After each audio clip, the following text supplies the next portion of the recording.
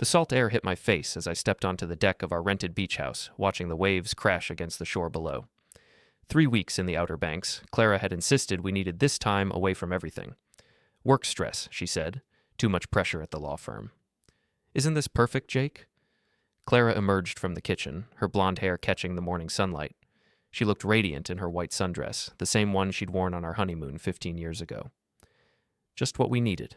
I nodded, sipping my coffee. Yeah, perfect. And it was, in a way. The house sat on a bluff overlooking the Atlantic, all glass and weathered cedar. Mercer had recommended it, said his real estate connections got us the deal. My best friend since college, always looking out for us. Where is Mercer anyway? I asked, though I already knew the answer would be some variation of the truth. He went for a run on the beach, Clara said, not meeting my eyes. You know how he is about his morning routine? I did know. Mercer was disciplined about everything. His workouts, his business deals, his charm with other people's wives. What I was learning was just how disciplined he could be about deception. The thing about being a mechanic for 23 years is that you develop an eye for things that don't fit. When a customer brings in a car and swears they have been gentle with it, but the engine tells a different story. Worn clutch, grinding gears, oil that's been neglected for months. You learn to read the signs. Clara had been showing signs for weeks before this vacation. Late nights that stretched later. Phone calls she'd take in the other room, new clothes that appeared in her closet without explanation. And then there was the way she looked at Mercer during our weekly dinners, like she was seeing him for the first time. I think I'll take a walk myself, I said, setting down my mug. The beach stretched for miles in both directions, dotted with early morning joggers and dog walkers. I found Mercer about half a mile south, sitting on a piece of driftwood and checking his phone. His running shorts were dry. Hey, buddy, he called out as I approached. Beautiful morning, right? Sure is. I sat down next to him. Good run? The best. Nothing like ocean air to clear your head. He slipped his phone into his pocket, but not before I caught a glimpse of Clara's name on the screen. Mercer had always been handsome in that effortless way that came naturally to guys who grew up with money. Even now, at 42, he looked like he belonged in a cologne advertisement. Square jaw, perfect teeth, hair that never seemed to get messed up no matter what he'd been doing. Clara seems really relaxed here, I said, watching his reaction. Yeah, she deserves it. That promotion's been eating her alive. He stood up, brushing sand from his shorts. Ready to head back? I'm starving. We walked back together, making small talk about the weather and the house and how great it was to get away from everything. Normal conversation between two old friends, except every word felt calculated now.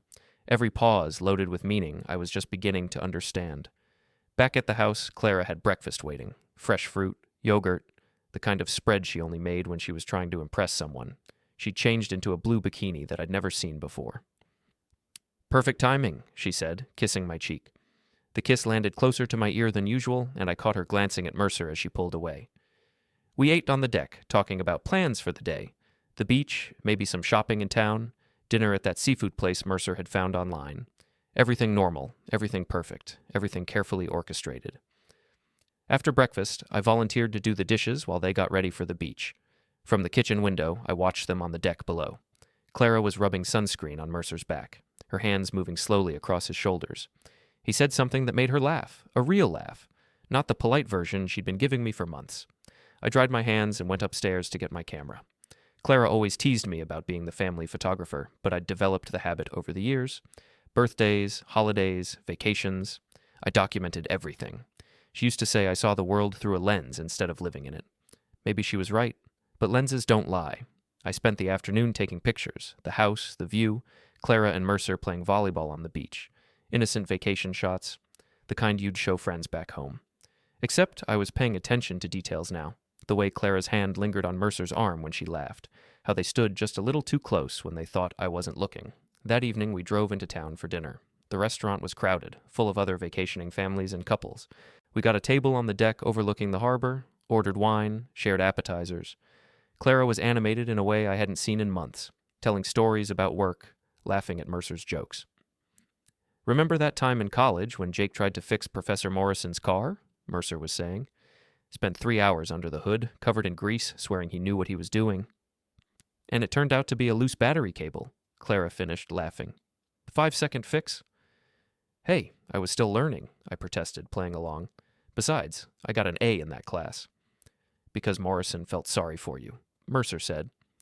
We all laughed, but I noticed how Clara's hand had found its way to Mercer's wrist across the table. Just for a moment, but long enough. The wine arrived, a bottle of something expensive that Mercer insisted on ordering. He made a toast to friendship, to getting away from it all, to perfect timing. Clara raised her glass with enthusiasm. I raised mine too, but I was thinking about that phrase. Perfect timing. After dinner, we walked along the harbor. The evening was warm, with a breeze that carried the smell of salt and fish and something else. Possibility, maybe, or endings. "I'm beat," I announced when we got back to the car. "Think I'll turn in early." "Really?" Clara looked disappointed. "I thought we might sit on the deck for a while. The stars are supposed to be incredible tonight." "You two go ahead. I'll probably be out before my head hits the pillow." Back at the house, I made a show of getting ready for the night. Brushed my teeth, changed into pajamas, said goodnight to Clara and Mercer, who were indeed settling onto the deck with fresh drinks. I closed the bedroom door and turned off the lights. Then I waited. The house was well built, but not soundproof. I could hear their voices drifting up from the deck below, soft conversation punctuated by Clara's laughter. After about an hour, I heard footsteps on the stairs. The guest room door closed. A few minutes later, Clara slipped into our bedroom, moving carefully in the darkness. "Jake?" she whispered. "You awake?" I kept my breathing steady, feigning the deep sleep of someone who'd had too much wine and sun. She stood there for a moment, then I heard her moving around the room, the soft rustle of clothes being removed and replaced with something else, the whisper of bare feet on hardwood. The bedroom door opened and closed again. I waited another 10 minutes, then got up and moved to the window. The deck below was empty, their drinks abandoned on the table, but I could see light coming from the guest room window, soft, flickering light like candles. I picked up my camera and checked the settings. The new digital model I'd bought had excellent low-light capability, perfect for night photography. The guest room was on the ground floor, with French doors that opened onto a small patio. I made my way downstairs and outside, staying in the shadows cast by the house. The curtains were drawn, but not completely. There was a gap of maybe 6 inches where they didn't quite meet. Through that gap, I could see everything. Clara was there, wearing the black negligee I'd bought her for her birthday last year. She'd never worn it for me, said it wasn't really her style, but apparently it was her style for Mercer, who was pulling her close, his hands tangled in her hair. I raised the camera and began taking pictures. The first few shots were just documentation, proof of what I was seeing, evidence of betrayal. But as I kept shooting, something else took over. A kind of cold professionalism, like I was documenting an accident scene or cataloging parts for an insurance claim. They moved with the easy familiarity of people who'd done this before. This wasn't a moment of weakness or a vacation fling. This was a relationship, complete with inside jokes and practiced intimacy and the kind of comfort that only comes with time. I took 47 pictures that night. Different angles, different moments, different expressions. Clara looking at Mercer the way she used to look at me. Mercer holding her like she was something precious and fragile. Both of them lost in something that had nothing to do with me. When I finally crept back upstairs, Clara was already in our bed, pretending to sleep. I lay down next to her, staring at the ceiling, listening to her fake steady breathing. Tomorrow would be another day of pretending, another day of smiles and small talk and careful choreography. But now I had something they didn't know about. I had proof. And more importantly, I had time to decide what to do with it. The next morning brought the same routine. Coffee on the deck, breakfast together, plans for another perfect day in paradise. Clara was wearing a yellow sundress that made her look 10 years younger. Mercer had on khaki shorts and a polo shirt, like he was modeling for a resort brochure. "Sleep well?" Clara asked, kissing my forehead as she set down my coffee. "Like a rock," I said. "You?" "Oh, you know how it is in a new place? Took me a while to settle in." She was good at this. I had to give her credit. The lies came naturally, without hesitation or telltale signs. But then again, she'd had practice. "What's the plan for today?" Mercer asked, scrolling through his phone. "I thought we might drive up the coast," Clara suggested. "There's supposed to be a lighthouse about an hour north. Very picturesque." "Sounds great," I said. "I'll bring the camera."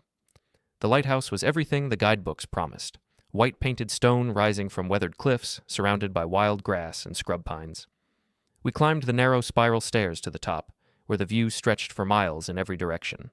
Ocean to the east, sound to the west, and endless sky overhead. I took pictures of everything, the lighthouse, the view, Clara and Mercer posing together at the railing. They were careful now, maintaining appropriate distance, but I caught the little things. How his hand briefly touched the small of her back when he thought I wasn't looking, the way she angled her body toward him when they talked. Get one of all three of us, Clara suggested, handing her phone to a tourist from Ohio. We posed together, old friends on vacation, smiling for the camera. The woman took several shots, making sure she got our good sides. Clara thanked her and checked the photos, showing them to Mercer first. Perfect, she said. I'll post these later. Social media documentation of our perfect vacation. Evidence that everything was normal, that we were all just having a wonderful time together.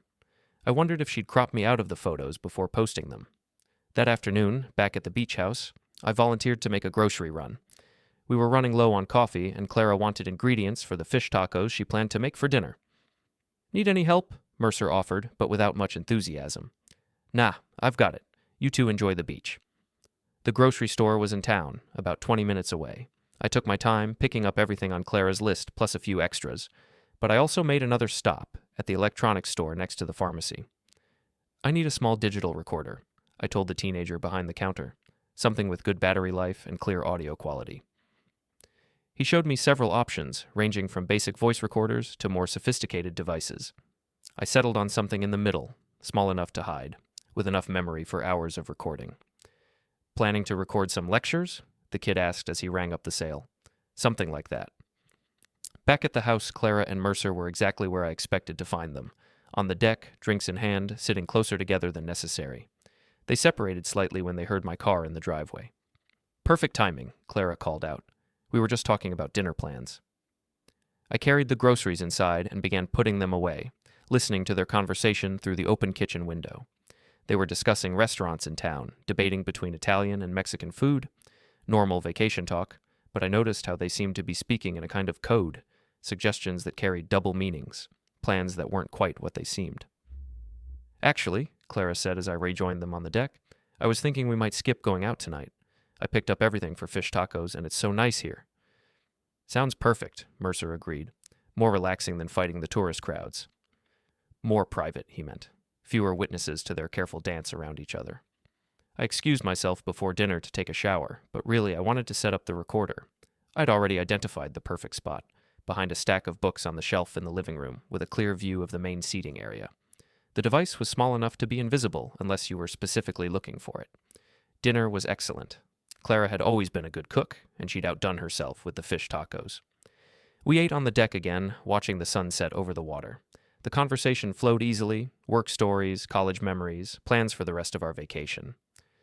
Remember that spring break trip we took to Florida? Mercer was saying. Senior year, that terrible motel in Daytona Beach? With the broken air conditioning and the pool that was more algae than water, Clara laughed. We spent the whole week complaining. But we had fun anyway, I said. Sometimes the disasters make the best memories. True, Mercer said, raising his wine glass. To disasters and the memories they make. We clinked glasses, but I was thinking about a different kind of disaster. The one that was unfolding right in front of me, one carefully planned moment at a time. After dinner, I again announced my intention to turn in early. The sun and wine had made me drowsy, I said. Plus, I wanted to get up early tomorrow to photograph the sunrise. You and that camera, Clara teased. You're going to have thousands of pictures by the end of this trip. Better too many than too few, I said. You never know which ones will matter later. I went through the same routine as the night before, getting ready for sleep, saying goodnight, closing the bedroom door, but this time I also activated the recorder I'd hidden in the living room, using the remote app on my phone. Then I waited. It took longer this time, almost 2 hours before I heard Clara slip out of bed. I listened to her footsteps on the stairs, followed by the soft murmur of voices from below. The recorder would capture everything, but I wanted to see as well as hear. I made my way back to the guest room patio, camera in hand. The curtains were drawn again, but the same gap remained. This time, they'd lit more candles, and the room had a warm, golden glow. They were dancing. Not the kind of dancing you do at weddings or parties, but the slow, intimate swaying of people who have all the time in the world. Clara had her arms around Mercer's neck, her head resting on his shoulder. He was humming something, a song I didn't recognize. I took more pictures, but these felt different somehow. Less like evidence and more like invasion. But I kept shooting anyway, because this was the truth of what my marriage had become. This was what 15 years had led to. When they finally moved toward the bed, I lowered the camera and returned to the house. I'd seen enough for one night. Upstairs, I retrieved the recorder and played back the audio through headphones. Their voices came through clearly, conversation about work, about the vacation, about us. He seemed suspicious, Mercer's voice said. Jake? No, he's just being Jake, taking pictures of everything, wanting to document the perfect vacation. Clara's laugh was soft, affectionate. He's sweet, really. Just what? Predictable, safe. You know what I mean? There was a pause, then Mercer's voice again. Do you think he knows? About us? God, no. Jake sees what he wants to see. Always has. I turned off the recording and sat in the darkness, staring out at the ocean. Predictable, safe. The words stung more than I'd expected them to. Maybe I was predictable. Maybe I'd always been the safe choice, the reliable one who fixed things and took pictures and never made waves. But Clara was wrong about one thing. I saw everything, and I was learning to be patient. By the end of the first week, I had established a routine as carefully choreographed as theirs. Every night, they would wait until they thought I was asleep, then slip away for their private time together. And every night, I would document it. The pictures were getting better. I'd figured out the best angles, the optimal camera settings for low light. The audio recordings captured not just their conversations, but the small sounds that told the real story. Laughter, whispers, the rustle of sheets. I was becoming a professional at this, and the irony wasn't lost on me. 23 years of fixing engines, and now I was fixing to destroy 2 lives with the precision of a master craftsman. During the days, we maintained the fiction of a perfect vacation. We visited local attractions, tried new restaurants, spent hours on the beach. Clara and Mercer were careful to maintain appropriate boundaries in public, but I could see the effort it required.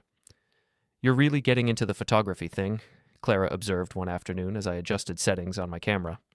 We were at a local art fair, surrounded by tourists and vendors selling handmade jewelry and paintings of lighthouses. It's relaxing, I said. Plus, I want to remember everything about this trip. Everything? Mercer asked, and I caught something in his tone, a hint of nervousness maybe. Every detail, I confirmed, meeting his eyes. You never know what's going to be important later. That evening, we had dinner at a restaurant overlooking the Sound. The place was busy, full of families and couples enjoying the warm summer night. Our table was on the deck, with a view of boats bobbing at their moorings. I can't believe we have to go back to reality soon, Clara said, sipping her wine. This has been exactly what I needed. What we all needed, Mercer added. Sometimes you don't realize how much stress you're carrying until you get away from it all. Speaking of getting away, I said, didn't you mention something about a wedding coming up? Someone from your office? Mercer nodded. My partner's daughter. Big affair at the country club. Should be quite the event. When is it? Clara asked. 6 months from now, February 14th, Valentine's Day wedding. The bride insisted on the date. How romantic, Clara said, but she was looking at Mercer when she said it. I filed away the information. February 14th, Valentine's Day. Perfect timing for what I was beginning to plan. That night's recording session yielded something interesting. They were talking about the future, not just the immediate future of the vacation, but what would happen when we returned home. We'll have to be more careful, Clara's voice said through my headphones. I know, it's just hard, pretending nothing's changed. Nothing has changed, officially. We agreed, this is just what it is. No expectations, no pressure.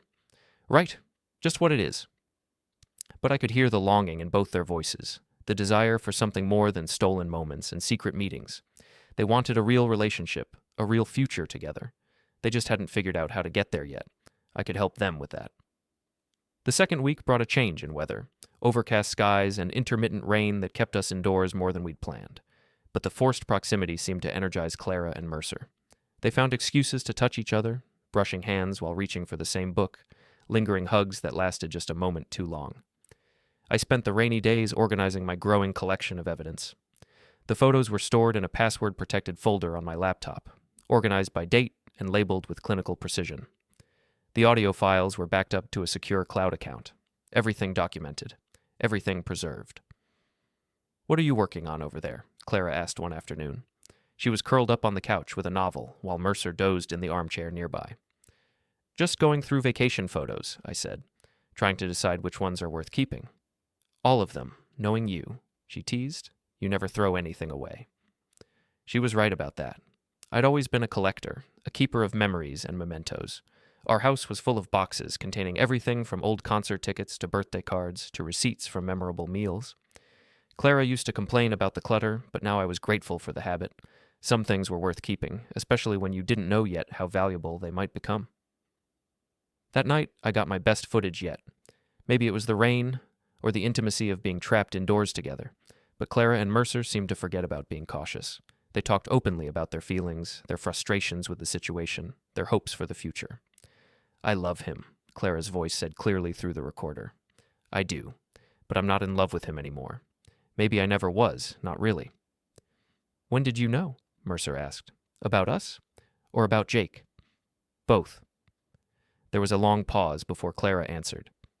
"About us, it was that night at the office Christmas party. You walked me to my car, and when you kissed me goodnight, it felt like coming home. About Jake?" Another pause. "I think I've known for years that we were just going through the motions. But it was easier to pretend everything was fine. And now? Now I don't want to pretend anymore, but I don't know how to stop without destroying everything." I turned off the recording and sat back in my chair. There it was, the confession I'd been waiting for. Not just admission of the affair, but acknowledgement that our marriage was over in everything but name. The strange thing was, I felt relieved. Not happy, exactly, but relieved to finally know where I stood. The uncertainty had been worse than the truth. Now I could move forward with my plans. The final week of vacation passed quickly. Clara and Mercer grew bolder, taking longer walks on the beach together, sharing private jokes, acting more like a couple than friends.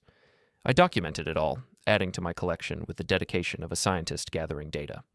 On our last night, they threw caution aside completely. Instead of waiting until they thought I was asleep, they simply announced they were going for a walk on the beach, together, at 10 o'clock at night. "Don't wait up," Clara said, kissing my cheek. "We might be a while." I watched them from the deck as they walked hand in hand down to the water's edge, silhouetted against the moonlight. They looked happy, free, like people who'd finally stopped pretending to be something they weren't. I raised my camera and took one final picture, the two of them walking into their future, leaving me behind. Then I went inside to pack. Back home in Millfield, everything returned to normal on the surface. Clara went back to her demanding schedule at the law firm, Mercer resumed his real estate dealings, and I returned to my garage and the familiar comfort of engines that made sense. But underneath the routine, everything had changed. Clara was different, happier, more energetic, like someone who'd remembered what it felt like to be alive.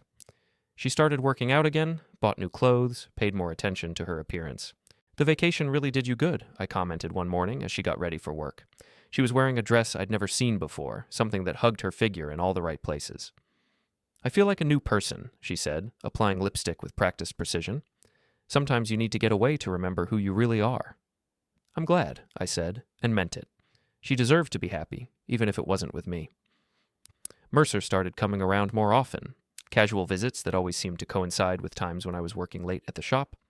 Clara would mention these visits in passing, always with plausible explanations. He'd stopped by to drop off some papers, or to get my opinion on a car he was thinking of buying, or just to say hello. I played my part perfectly. The trusting husband, the loyal friend, the man who saw what he wanted to see. I asked no probing questions, raised no suspicions, gave them no reason to change their behavior. Meanwhile, I was making preparations. The first step was research. I spent hours online, learning about Mercer's business dealings, his social connections, his personal life. He was successful, well-connected, and apparently single, though I knew from our vacation recordings that he'd been casually dating someone named Jennifer. Jennifer turned out to be Jennifer Walsh, a marketing executive from the next town over. Attractive, successful, and according to her social media profiles, very much interested in settling down. She posted frequently about weddings she'd attended, articles about relationships, hints about wanting to find the one. Perfect. The second step was patience. I continued documenting Clara and Mercer's relationship, but now I was looking for patterns, timing, opportunities. They met twice a week, usually at Mercer's condo downtown. Clara would tell me she was working late or meeting clients, then spend 3 or 4 hours with him before coming home. Their relationship was deepening. I could see it in the way Clara smiled when she got texts from him, in the way she hummed while getting dressed for their secret meetings. They were falling in love, or maybe just admitting they already had. I started leaving subtle hints for Jennifer Walsh. Anonymous tips about Mercer's whereabouts, carefully cropped photos that showed him with an unidentified woman, social media posts that raised questions about his availability. Nothing too obvious, nothing that could be traced back to me, just enough to plant seeds of doubt, to make her start paying attention. The third step was positioning. I began laying groundwork for what was to come, making sure all the pieces would be in place when I was ready to move. I upgraded my computer equipment, investing in professional photo editing software and high-quality printers. I learned about video editing, audio enhancement, file compression, and storage. If I was going to do this, I was going to do it right. I also started making subtle changes to my social life. I began accepting invitations I would normally decline, showing up at community events, re-establishing connections with old friends. I wanted to be visible, to be seen as the devoted husband who was trying to maintain normalcy while his world fell apart. "You seem different lately," Clara observed one evening in October. We were having dinner at home, a rare occurrence since her schedule had become even more demanding. "Different how?" I asked. "More social, I guess. You've been going out more, seeing people. It's nice." "I figured it was time to make more of an effort," I said. "We're not getting any younger." She smiled and reached across the table to squeeze my hand. "I'm proud of you, Jake. I know change isn't easy for you." The irony was thick enough to cut with a knife, but I just smiled back and squeezed her hand in return. November brought the first real test of my patience. Clara started talking about making changes, maybe taking a sabbatical from work, or looking for a position at a different firm. She was restless, unsettled, clearly thinking about bigger changes than just her career. "I've been wondering if we should talk to someone," she said one night as we were getting ready for the night. "A counselor, I mean, about us." I paused in brushing my teeth. "Is there something specific you want to talk about?" "Just, I feel like we've been drifting apart lately, like we're roommates instead of married couple. Maybe some professional guidance would help." It was the perfect opening to confront her, to lay out everything I knew and demand explanations, but that wasn't part of the plan. "If you think it would help," I said instead, "I'm willing to try." We never made it to counseling. Clara kept finding reasons to postpone. Work was too busy. She couldn't find the right therapist. The timing wasn't right. I didn't push. I knew she was buying time, trying to figure out how to end our marriage without destroying her relationship with Mercer. December brought news that made everything click into place. "Mercer's engaged," Clara announced one evening, her voice carefully neutral. I looked up from the newspaper I was reading. "Engaged? To who?" "Jennifer Walsh. You remember her? We met her at that charity auction last year. Blonde, works in marketing." "Wow, that was fast."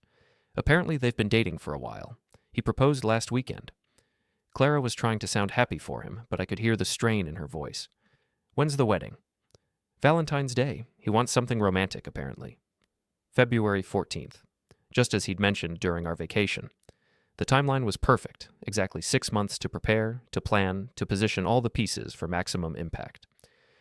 "That's nice," I said. "Will we be invited?" Clara hesitated just a moment too long. "I assume so. We're old friends." That night, I heard Clara on the phone in the kitchen, her voice low and urgent. I couldn't make out the words, but the tone was clear. She was upset, possibly angry. When she came to the room later, her eyes were red. "Everything okay?" I asked. "Fine," she said quickly. "Just tired." I knew better. Mercer's engagement had changed everything. Whatever future Clara had been imagining with him was now impossible, at least in the short term. She was trapped, unable to leave me without looking like the other woman who broke up his relationship, unable to continue the affair without becoming something she'd never wanted to be.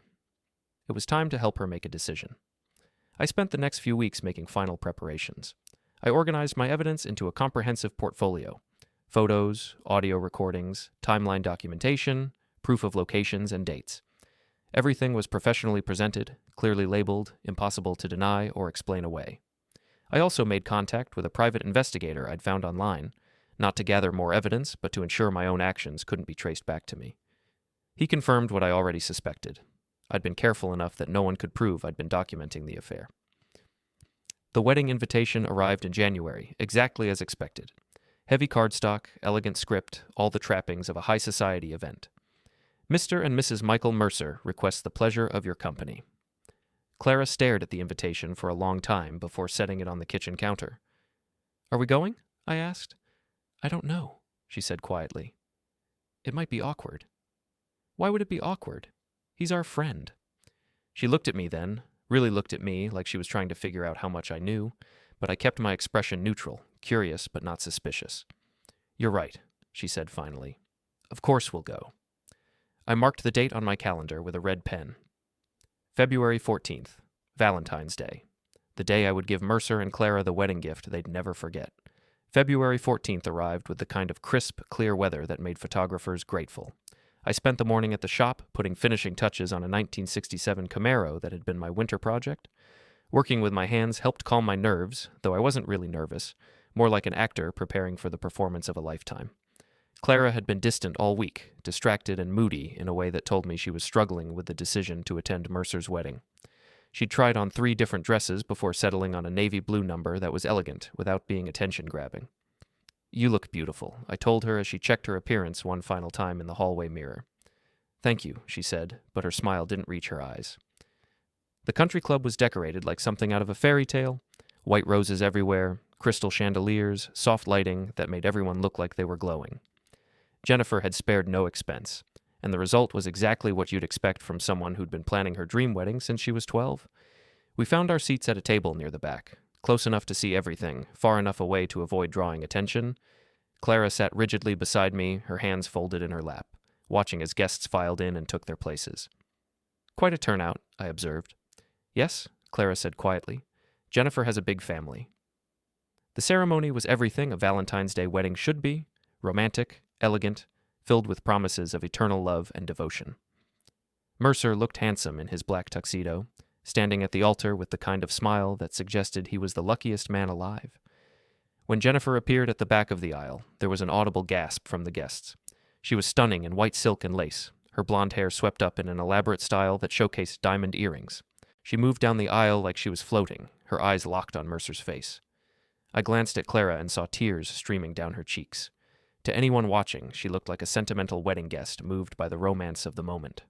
Only I knew she was watching the man she loved marry someone else. The vows were traditional but heartfelt. Mercer promised to love, honor, and cherish Jennifer for as long as they both lived. Jennifer promised the same, her voice clear and strong as she spoke about finding her soulmate, her perfect match, the man she wanted to spend forever with. "You may kiss the bride," the minister announced, and Mercer did, with enthusiasm that drew cheers from the crowd. As the happy couple walked back down the aisle together, I reached into my jacket pocket and felt the USB drive I'd placed there that morning. Everything was ready. The reception was held in the club's grand ballroom, with round tables arranged around a polished dance floor. Our table included 2 other couples, business associates of Mercer's, who made polite conversation about real estate markets and vacation plans. Clara picked at her dinner, barely eating, despite the excellent food. She applauded at appropriate moments, smiled when spoken to, played her part perfectly, but I could see the effort it was costing her. "Excuse me," she said quietly after the main course. "I need some air." She disappeared toward the terrace, and I waited a few minutes before following. I found her standing at the railing, looking out over the golf course that stretched into the darkness. "Beautiful night," I said, joining her. "Yes." Her voice was barely above a whisper. "Are you all right? You seem upset." She turned to look at me, and for a moment I thought she might tell me everything, about Mercer, about the affair, about the decision she was facing. Instead, she just shook her head. "I'm fine. Just emotional, I guess. Weddings always make me cry." "I remember," I said. "You cried at our wedding, too." "Happy tears," she said automatically. "I know." We stood there in comfortable silence, watching the stars. Inside, I could hear the band starting up, the sound of laughter and conversation as the party shifted into full swing. "We should go back in," Clara said finally. "They'll be doing the toast soon." She was right. As we returned to our table, the best man was already standing, champagne glass in hand, preparing to speak about love and friendship and new beginnings.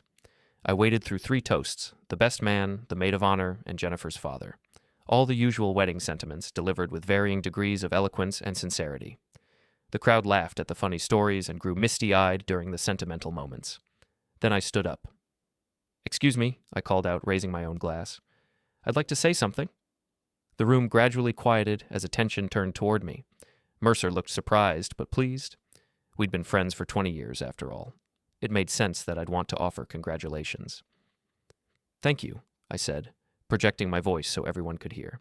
"I've known Mercer since college, and I've never seen him happier than he is tonight.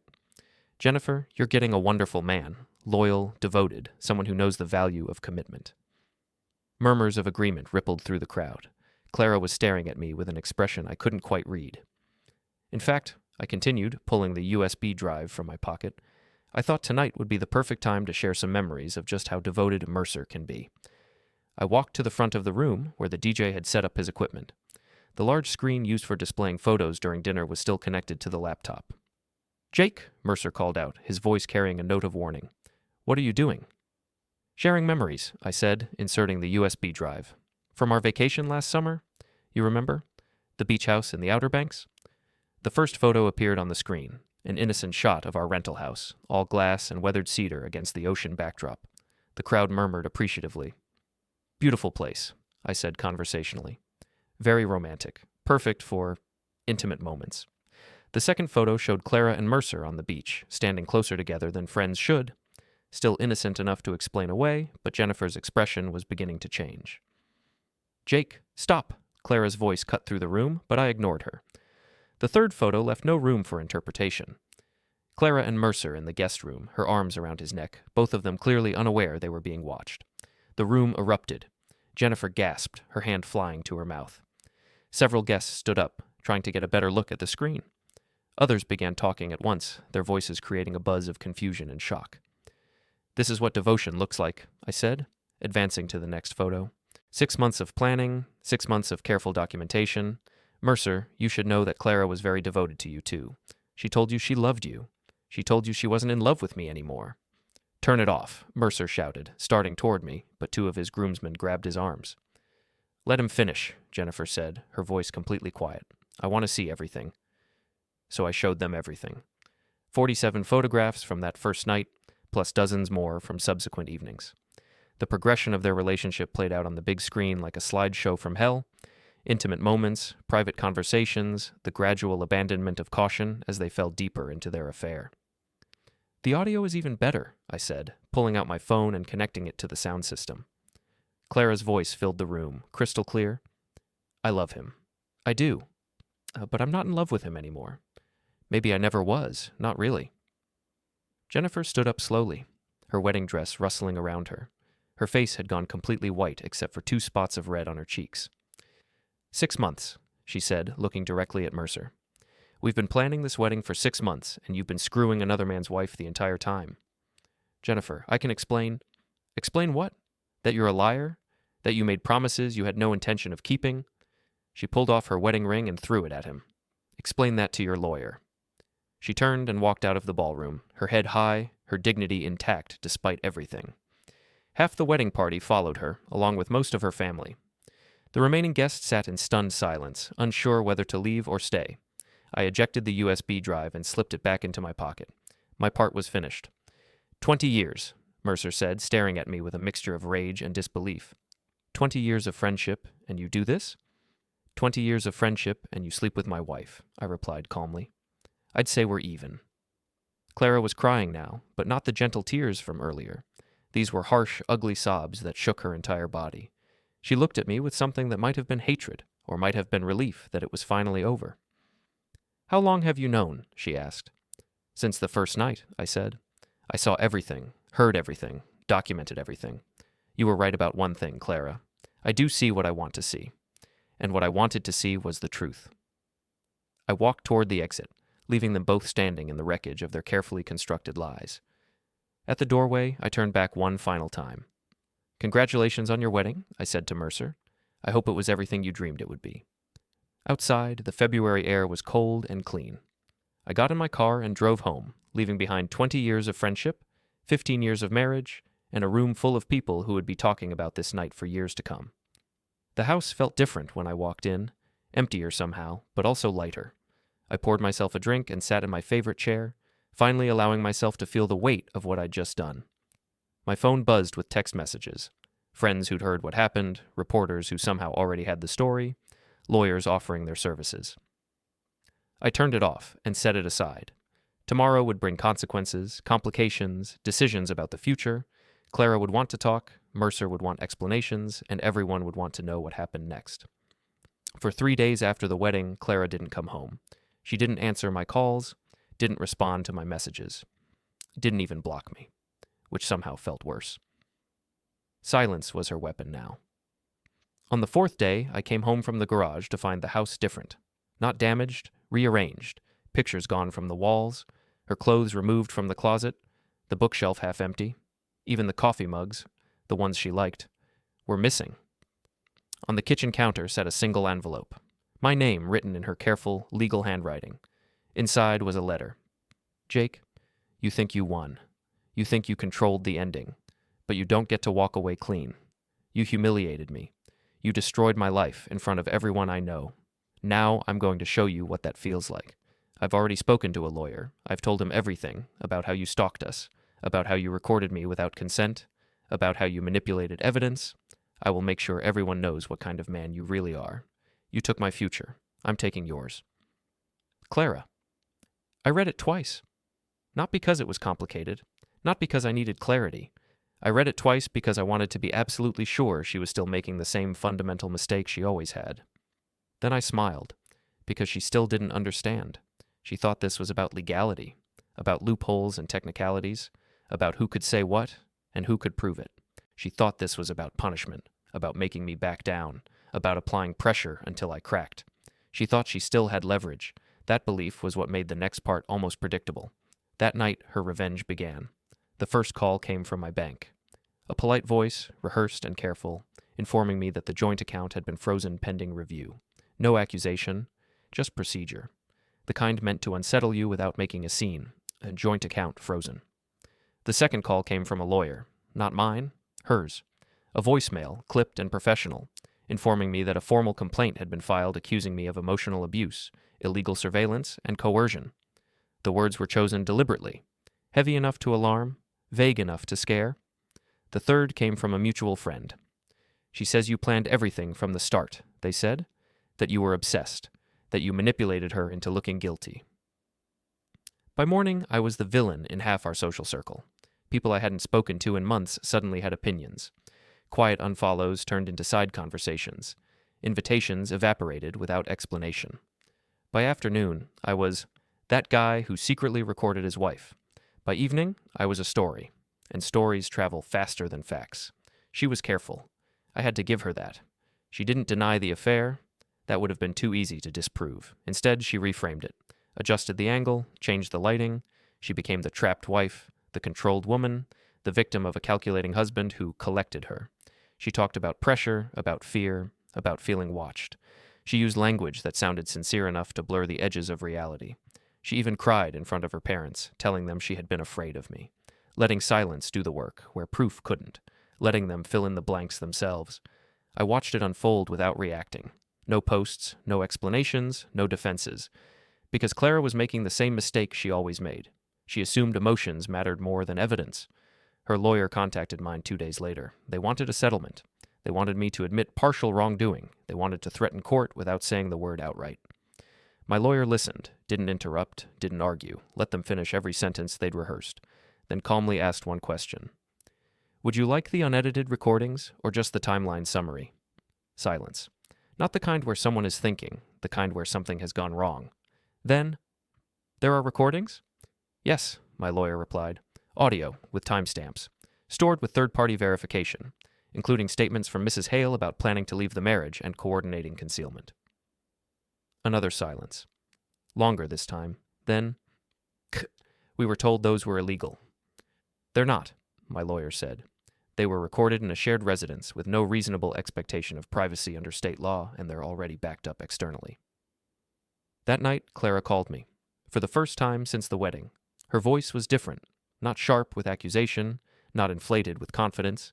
It carried a careful weight now, measured and restrained, like she was stepping across thin ice and knew it. Not angry, not dramatic, careful. Jake, we need to talk. There it was. Not a demand, not an ultimatum. An opening move framed as necessity, as if circumstances, not her choices, had forced this moment. I thought you said you never wanted to speak to me again. I didn't mean like this. Her answer came too fast, reflexive, unrehearsed, as if she'd expected resistance, not precision. You meant like control. Silence. The line stayed open, but she didn't speak. I could imagine her recalculating, searching for a response that wouldn't make things worse. You're trying to destroy me, she said quietly. The accusation wasn't loud. It was tired, defensive, the kind people use when they realize the story they've been telling no longer protects them. No, I replied. I'm letting you destroy yourself. Another pause. Longer this time. She swallowed. I could hear it. You turned everyone against me. You did that when you chose him.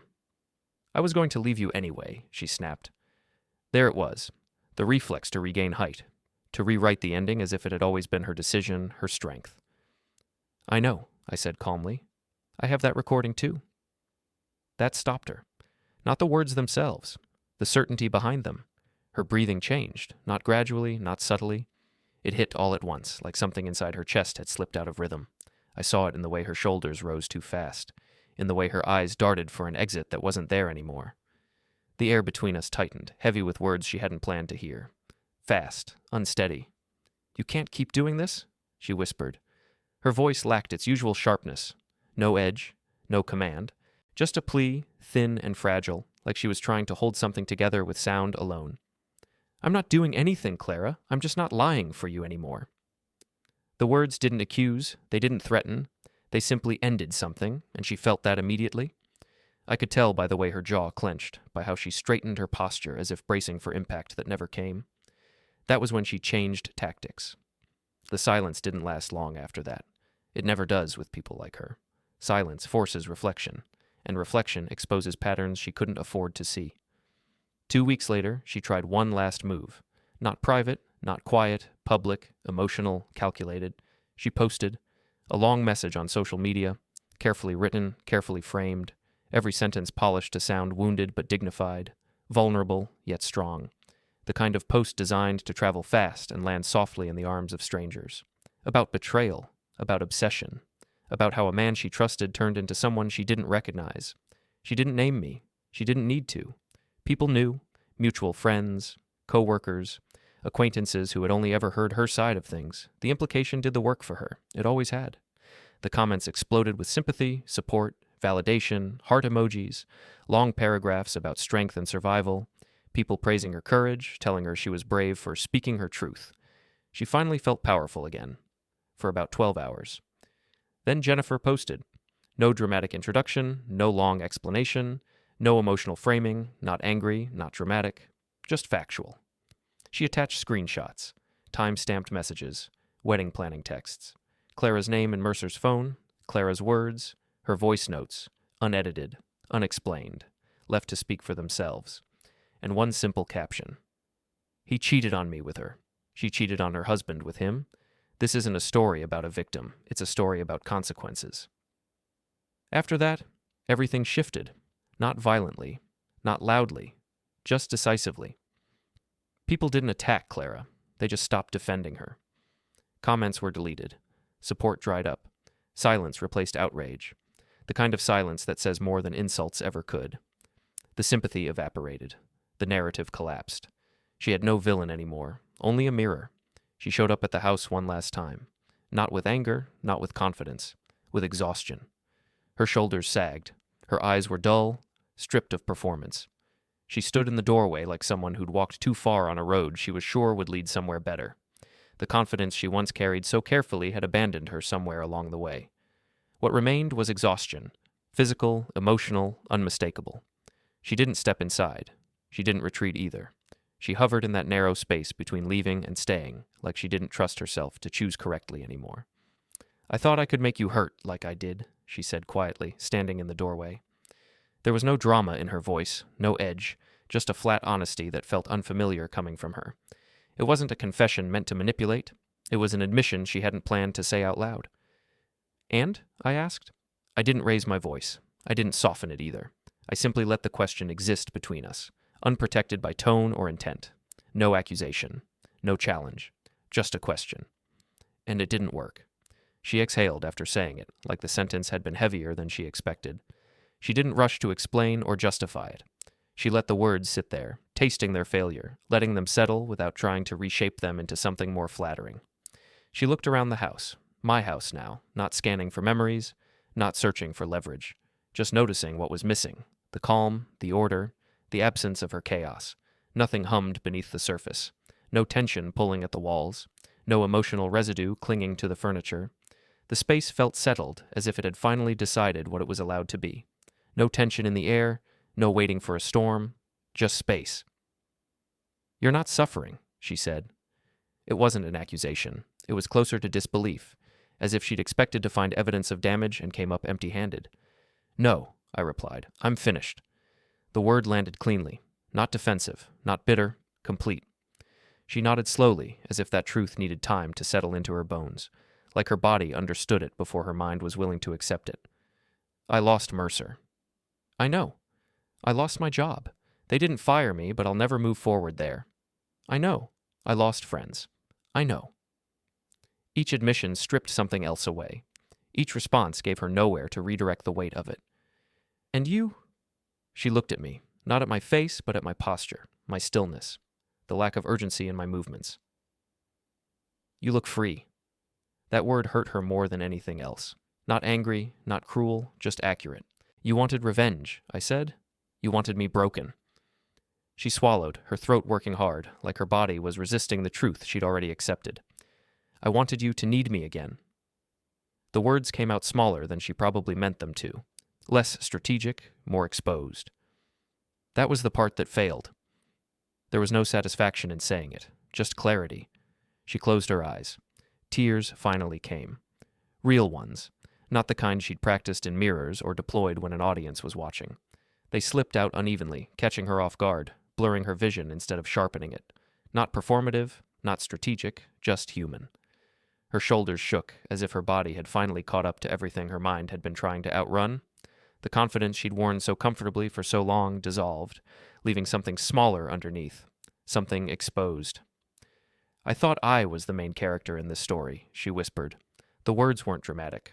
They were stunned, like someone realizing too late that the spotlight they relied on had moved without them. You were, I said, until you made me the witness. That landed differently. Not as an attack, not as a defense, as a statement, the kind that reframes everything without raising its voice. She absorbed it slowly, blinking through tears she no longer tried to control. She left without another word. No dramatic exit, no threats, no promises, just quiet footsteps down the path.